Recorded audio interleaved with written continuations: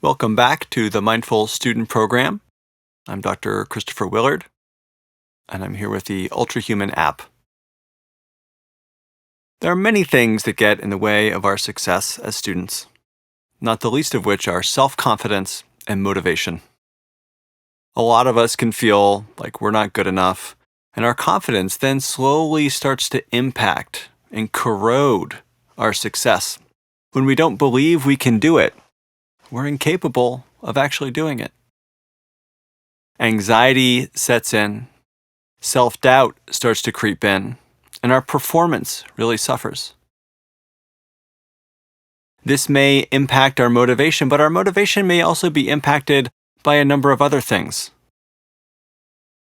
When we're exhausted, when we're tired, when we're stressed. I actually invite you to do a little bit of an exercise along with me with your bodies and your minds. And so first I'll just ask you just to sit upright and start by making really tight fists with your hands and noticing what happens as you make tight fists with your, not just hands, but what happens to your body, your breath, and your mind. Does it feel open? Does it feel closed? And then just let go. Notice how good it feels to let go. Now you might just collapse over in your seat. Again, as you slouch over.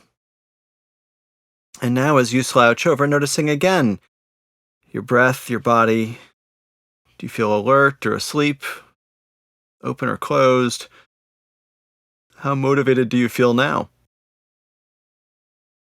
And then lastly, sitting in between, just sitting upright, not too tight, not too loose. Palms just held upright toward the sky. Noticing now your breath, your body, your mind open or closed, alert or asleep. And lastly, just put one hand over the other, rest these both over your heart for a moment, checking in once more. And then you can just set your hands back down.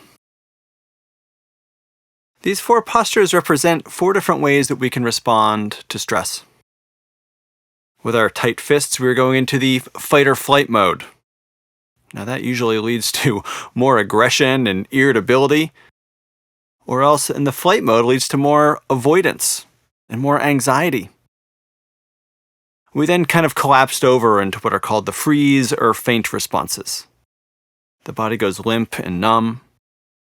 Brain starts to shut down. We're also not thinking clearly. We're not breathing very regularly. This is also not so helpful. It's maybe perhaps a bit more relaxing and restful, but it's not going to help us to get motivated for that difficult exam.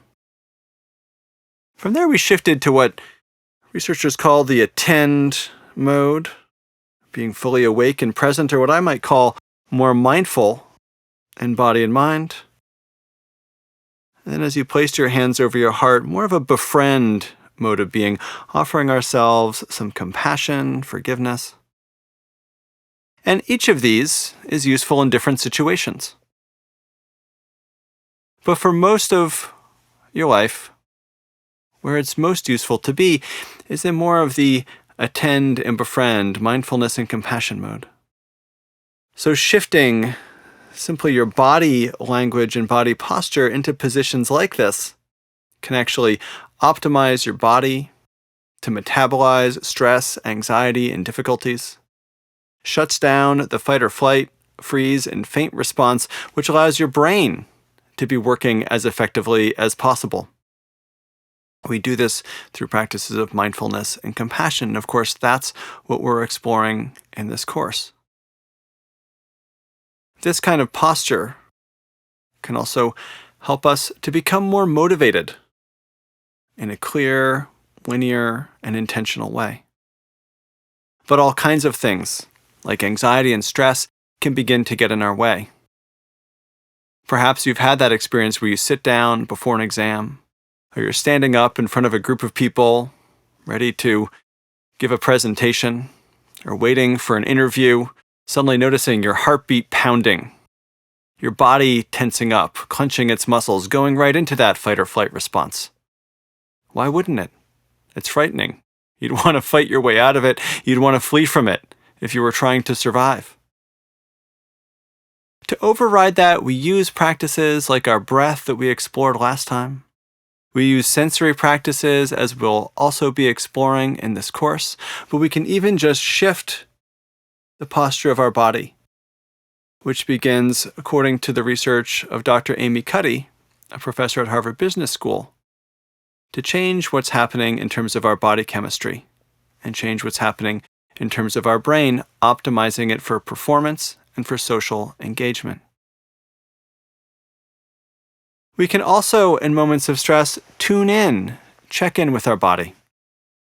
I have a friend who likes to say, if anxiety's up in your head, well, what's the farthest away place from your head? Your feet. I like this one because we can just begin to direct our awareness, our attention into our feet, and in that way, we get out of that thought stream. Racing to the past, racing to the future, comparing ourselves constantly to everybody around us, which we know is never going to end well. So with that, we'll just try this practice. You can stand for this if you like, or you can sit upright.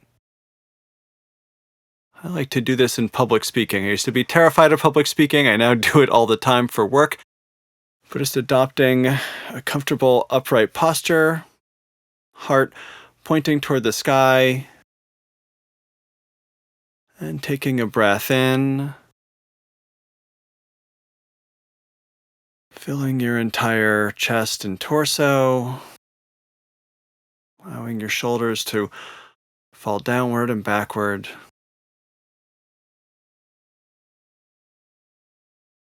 Another breath in, feeling the sensations of that breath, and then following your awareness all the way down now to your feet. And you might simply notice. Are your shoes tight or are they loose? Are your feet dry? Are they damp?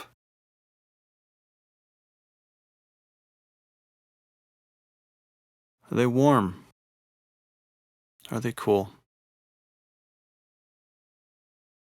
Are your shoes tight or loose? If you're wearing socks, are they comfortable? Are they itchy?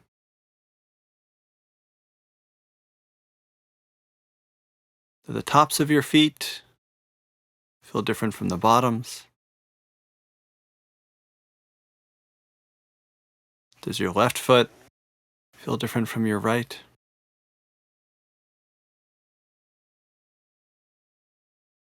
Just continuing to notice any sensations in your feet.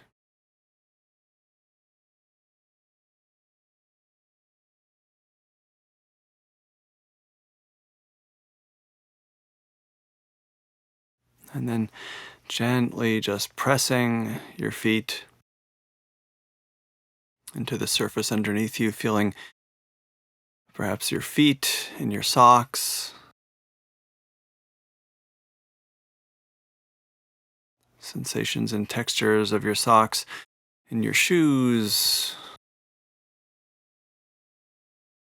feeling the soles of your feet on the floor underneath you.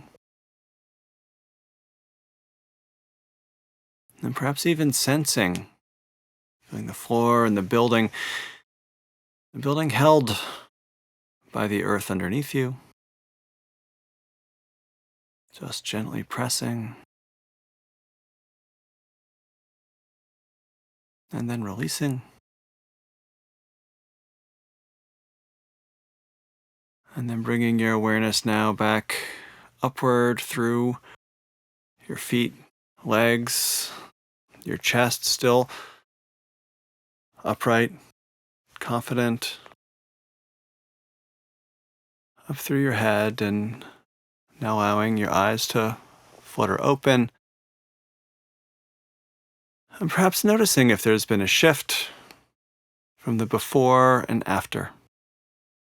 Breaking up that autopilot, breaking up those thoughts, getting out of our heads for just a few moments with this short couple-minute practice.